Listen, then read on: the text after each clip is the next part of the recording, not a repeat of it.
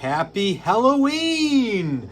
It is Halloween night, and after 31 days of telling you guys different types of games, whether it be theme, being a darker type of game, being a game that brings in things that are classic to the Halloween feel, tonight we are doing a top 10, specially out there for everybody, about my top 10 Halloween games.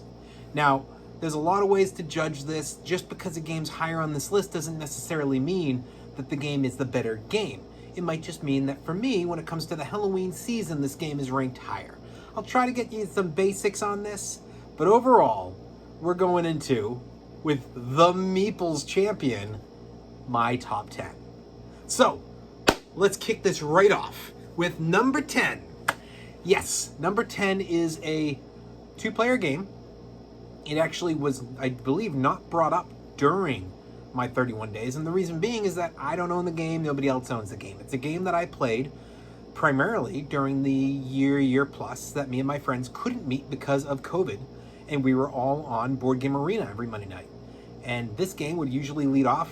I was always the first person on. And whoever the other person was, usually me and a couple other guys, would hook up for a quick 15-minute game of Mr. Jack. Now, in Mr. Jack, the concept of the game is that you are playing as, Mr. Jack, the murderer, and you are in London. You have all these locations you can be in. There are spots with light, and anybody who's in the light, you're in the light, and you have 8 characters that are moving, but each of you has an opportunity to be moving these characters. Now, when you're moving them, one of you is the murderer, and you know who the murderer is. The other person is playing Sherlock Holmes, and they're trying to discover who the murderer is. So your job is to try your best to keep as many people, if you're the murderer, in the dark or in the light together. Whereas if you're the detective, what you're trying to do is split it. So in the first round, if you're able to pull off getting 4 people in the light, 4 people in the dark, it's perfect, because that means 4 people are going to be proven innocent. Because at the end of the round, they'll say, okay, is the murderer in the dark or in the light? And if they are in the dark, all the people in the light are going to be eliminated. It basically, wherever the murderer is, them and all the other people are still in question. So you're slowly losing light with every round. Different characters have different abilities. Some can go through the sewers. Other ones have their own lantern. Some of them will literally give you a pull from a random pile, and you'll get to find out without your opponent knowing that you know somebody is not the murderer. It's a really fun themed game about, murder and trying to figure out who it is. It's a lot of not only trying to figure out who it is, but on top of that, that's only how Sherlock Holmes can win. Or the detective, who are, I always say it's Sherlock Holmes. On the flip side, if you're the murderer, what you're trying to do is get into the dark and then escape. So you have to get into the dark, and once you're hidden, you then have to escape out of London. So you have to get to one of the open gates. At the start of the game, there's only like one open gate, and as the game progresses, the light's decreasing, but also the gates are going down. It's getting easier and easier to get out of the city. It's a really fun little game, and that is my number 10. My number 9 is a game that is very new, and it's one that is, to be honest, a theme that I really wish I had a lot more games of. The problem is the theme doesn't always mash up for me. It doesn't seem to find games that I particularly like. Maybe it's because I've just not given enough of them a chance. But I love Star Wars. I'm a big Star Wars fan. Watch all the shows, the movies, everything. But what I don't seem to get is into these, rebel force and fighting out people. I don't like these fighting scenarios they give us. But what I do like is Star Wars Villainous. I mentioned this during the 31 days. It is my number 9. It's such a fun game because you get to have the feel of Star Wars, the decks of cards. your character. Are you going to be Kylo Ren? Do you want to be Darth Vader? Are you going to be General Grievous? You know, there's 5 characters to play as. But this system, which is what I was introduced to it, I've only that I can think of have seen it in Villainous, all the different versions obviously, and in Scythe. This concept of here's your options for what you can do for different abilities. And if you're on this one, next round you have to move off of it. Meaning if you have 4 different abilities, you start here, well now you can pick up abilities 2, 3, or 4. Now you pick 2, well now you can pick abilities 1, 3, or 4. You can't repeat. I really think that's a cool concept, but also the idea of you're not necessarily using a deck of cards to help yourself. You're using cards that are going to be used to attack people, and your unique way of winning is different than somebody else's unique way of winning. Such a cool concept. It's my number 9. I really liked it. Star Wars Villainous. Now, number 8 is an older game. I believe I almost led the month off with this one. It is one of the first, I kind of consider this to be my in-between game. It's a game that, you know, post my being a kid, being into Risk and Clue and Monopoly and all that, and post my after college getting into Catan and Ticket to Ride and all that, which entered me into these bigger games. There was an in-between few years where me and some friends got into the game Zombies. That is my number 8. Zombies. It was such a cool game to me at the time, and it still holds up. It's not a game I want to play a lot, but in the October month, it's one that I definitely think of. My sisters and me loved it. My college friends and me were really into it. And we got so into it that I literally picked up Zombies expansion for Zombies 2, Zombies 3, 4, 5, 6, 7, 8. I think there was a Zombies 2.5, a Zombies 7.5. I have those as well. I mean, I got the Clowns expansion. I got the Dogs expansion. I've got so many different types of Zombies games. They're all mixed into this huge box. Such a cool concept of, we're going to start in the center of town, and it's kind of up to you. Do you want to take more risk and explore, meaning you're putting yourself at risk and you could lose everything? Or are you going to try and just keep a dead straight line and try and find the helipad? Well, you might find the helipad, but you don't know when it's going to land. And you might be heading all the way to the left, and all of a sudden somebody who's trying to get all the items accidentally stumbles upon the helipad over to the right, and now you're the furthest away you can be. It's such a fun game. I love the different items you can collect. I love how you have so much health, you have so many of the bullets, you're trying to keep up with your hearts. I really enjoy this game. And I think that around this time of year, it's one of those games that you don't have to fully pay attention. You can kind of half pay attention. You know, me and my friends used to literally put this game out and start playing it. We were putting on The Walking Dead in the background, and we were kind of half paying attention. It was just so much fun. So for me, my number 8, Zombies. Number 7. Now, number 7 goes a little bit more into what I am a big fan of. I think people who listen to my channel and hear me talk know I'm a huge fan of, I just discovered the bag builders through Wonderland's War, which is great, but it's a new one to me. Primarily, I'm into worker placements and I'm into deck builders. However, predating all of that, one of my favorite things that I had old school games I was into, and as I find more and more, I keep getting these new school small games to add to my collection for it, was trick-taking games. And one of the funnest little trick-taking games I found, which a friend of mine had, and I liked it, but because my wife's from Mexico, I really wanted to get a game that I thought could kind of introduce our kid and allow us to play a game that would be a little bit more her culture, was Dia de los Muertos. I was not Muertes, as I said before. My wife corrected me after watching my video and said, no, Dia de los Muertos. So it is Day of the Dead, and the idea is that you're playing all these cards, but every round it's telling you you're going for high, you're going for low. When you play the cards, now because of what you're going for, it's completely shifting how the card's going to work. You're going to win with the lower, win with the higher. They're going to come with points, negative points. You might have, I've had games into this where somebody wins with a point value of 2. And I've had other games of this where somebody wins and it's a close game and they're in like the 16 range. So many ways that this can hit. It's a very specific game, and I think that for the casual trick-taking player, this one is not going to be their favorite. I think that they want to go with a little bit more of a conservative type game. For me, somebody who's played all of the classics, your spades, your hearts, all that, and then came in with the newer ones through Wizard, Scheming and Skulking, I've got a big load of trick-taking games. And I've expanded that out, bringing in games like Jekyll and Hyde, bringing in, the 2-player option, the 5-player option, the co-ops now. If you've played The Crew, I like finding a way to get a trick-taking game in. And for me, this was a really fun Halloween-themed one. So that is my number 7, Dia de los Muertos.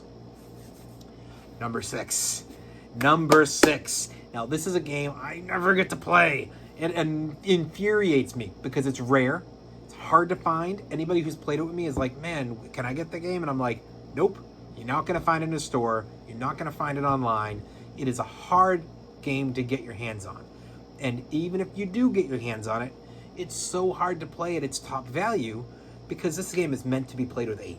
I think you can play it with 4, but it's meant to be played with 8. And that game is Shadowhunters. Now, in Shadowhunters, you can either be the hunters, the shadow, or the neutrals. And everybody has different winning conditions. So just because you're a shadow and somebody else is a shadow, you're not a team automatically. You all pull a different character. The different characters are a shadow, a hunter, or a neutral.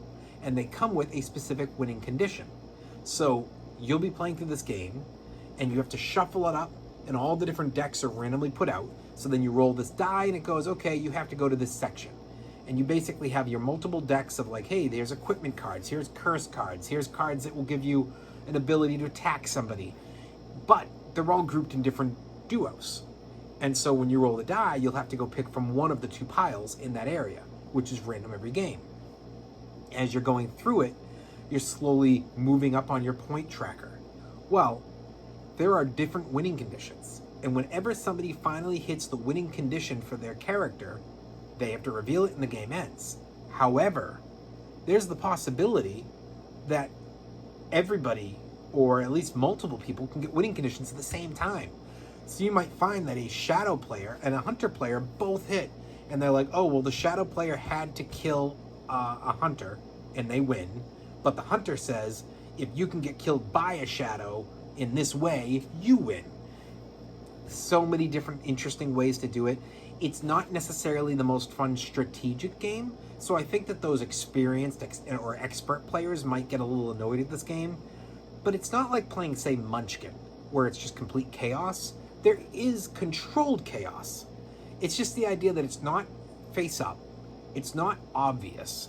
And because of the randomness of what you can do to score and to win, this game is, I think, a blast, but definitely one I contain, again, to this month, because I realize this is not a game that I would enjoy if I played it loads year round.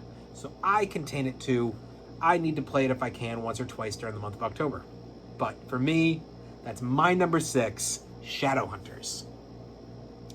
Number 5, we are going to be leaving the dark, scary, zombies and vampires and all these types of things. And we're going to be going to the dark of space. And that is Twilight Imperium. Now, I wished I had gotten this game in time to have reviewed it for the month of October. Unfortunately, I don't own it, and I forgot to get it for my friend, so couldn't review it this month. I'll review it sometime soon. But for me, I think that space lines up for my October feel. And Twilight Imperium, well, it's not necessarily like an evil or like scary game. It's got the darkness of space. It's got the loads of different alien species, which kind of makes you feel that Halloween costume feel. And it is so much fun to play this game, whether you're going for the fighting, building up your armies, exploration, politics. I've only pulled off one play of this. Now, if anybody here has played Twilight Imperium, you will know that saying that you've played a game of it is already impressive. The game for us, I think we took somewhere between 6 to 8 hours. I won. I am undefeated at Twilight Imperium. Skin of my teeth, but I did pull it off.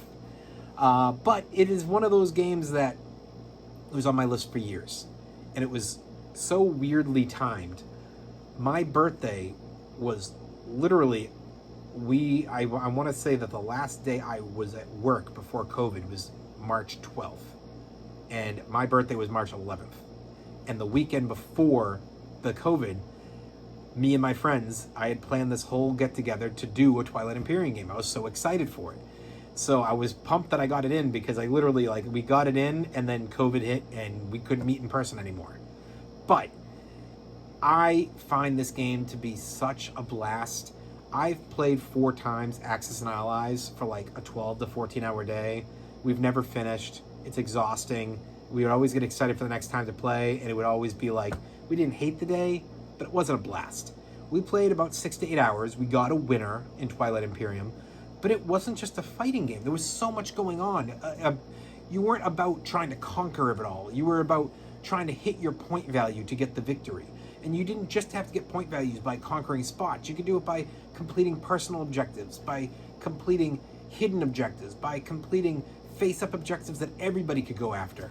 There was so much to do. I really liked that about this game.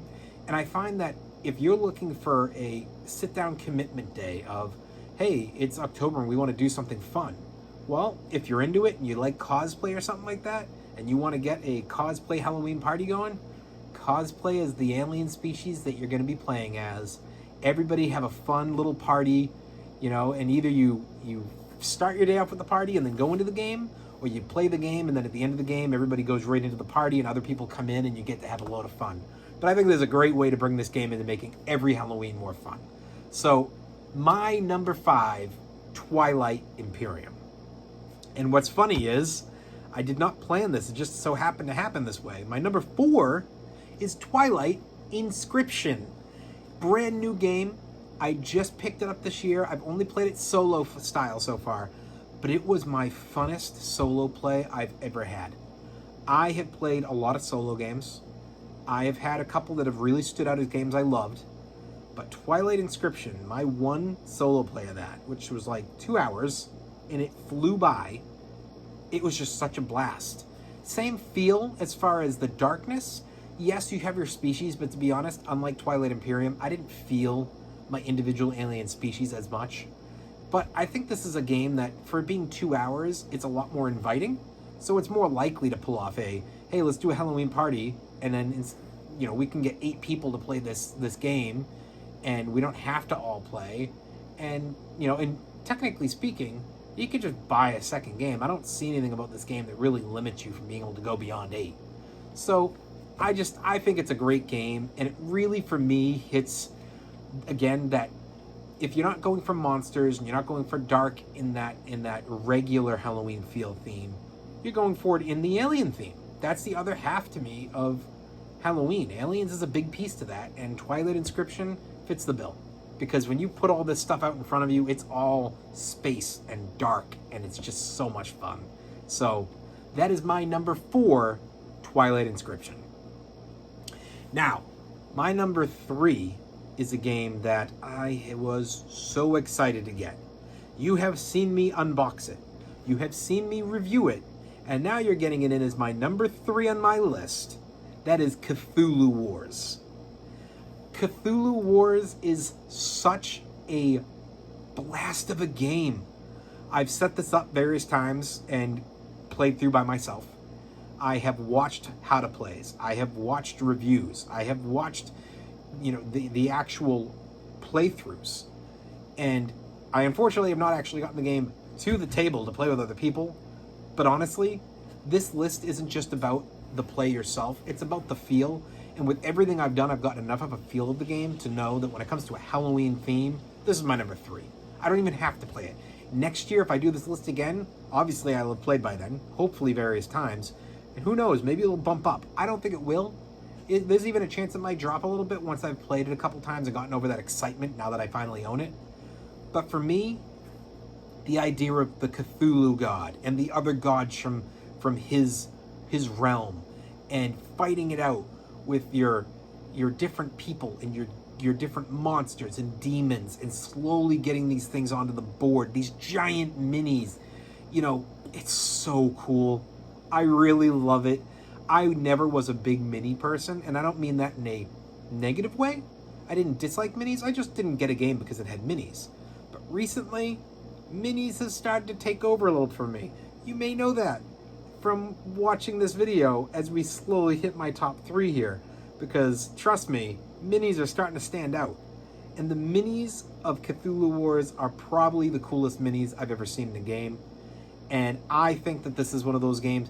I thought it would be longer. When I got the game, I was shocked to look at the side of the box and be like, 60 to 90 minutes for a 4-player game of this? I thought this was going to be like 4 hours minimum. So, really cool that it's a fast-running game. I'm most likely going to be getting a game of this in with my wife and probably a couple members of her family at some point soon. And I know I'm going to get this out with my friends at our Monday nights at some point. I'm pumped to get this game to the table, and I'm super happy that it's my number 3. That is Cthulhu Wars. Number 2. This is one of my favorite games. It is a 2-player game. It is a game I have every single expansion for, I do not lie.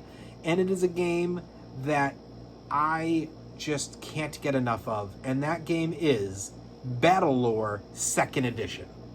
Now, I've got it with your classics, which is basically your demons and your humans. And I also have the expansion for all of the undead.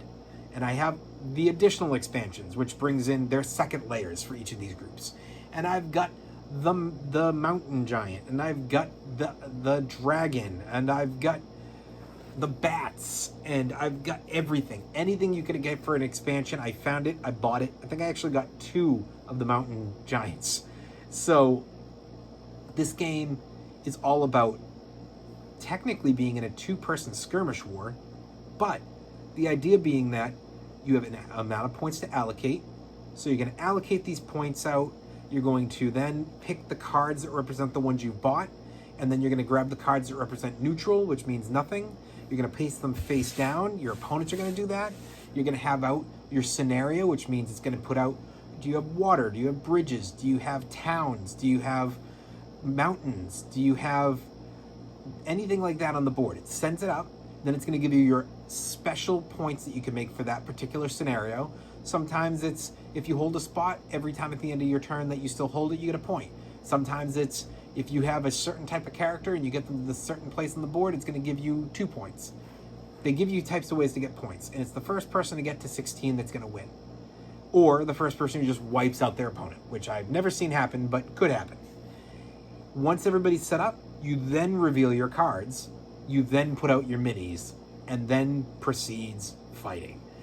I never was a big war person. I used to play Risk back in the day, but it just wasn't one that, as I learned to go beyond dice, that I really wanted to stick with. Man, does this game hit for me.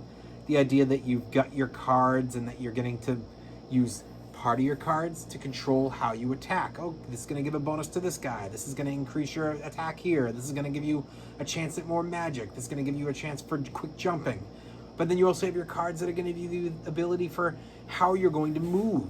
I'm going to move people from the center or the left or the right. I'm going to go 2 people in the center and 1 to the right. And that you have to get through that deck, or you have to refresh and use your turn to refresh. Such a cool concept. I really like this game. I don't think this is a Halloween specific game, but it fits the theme because of the undead and even because of the demons. And for me, it's a game that I think gets an extra boost during this month, but I'll play it year round. That is one of my all-time favorite games, and that is my number 2, Battlelore 2nd Edition.